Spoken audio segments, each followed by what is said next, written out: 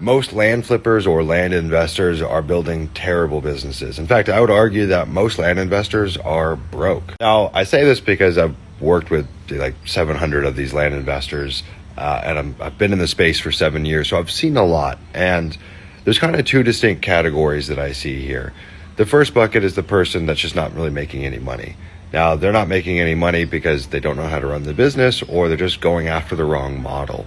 Like in the land flipping space, there's so many ways to make money. Okay, you could do small desert owner finance deals, subdivides, entitlements, mid-market flips. Like there's so many ways to make money.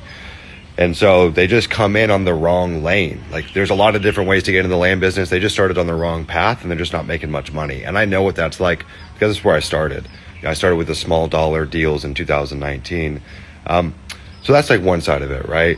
Or they're just not making any money because they're just not very good. Like they have all the information, but they just never really gotten good at running the business because there is a skill to it. So that's like one bucket, right?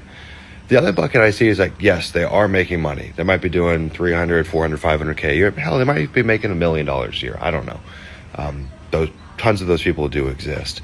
But the problem is they have such a bad relationship to their business. Essentially, they're just an employee in their business. They have no leverage in their business. They work a job. And, look, there's nothing wrong with building a business and creating a high-paying job for yourself. There's nothing wrong. If that's what you want, no problem. But the core thing with this business is it's an asset-based flipping business. And by virtue of that, it can be pretty high leverage if it's ran correctly. And also by virtue of that, you can run this business from anywhere. Like you could be in South Korea flipping land in America, it doesn't really matter. But I just see so few folks that have actually engineered their business in a way to where that's possible. And it's like, dude, that's one of the greatest gifts of a business like this. It's not just about making money. It's also the fact that you can do it from anywhere. And when I look around this environment, it's like that's where most people are playing the game. They either aren't really making any money, or they are making money and they have a hellish existence and relationship related to their business. The business owns them.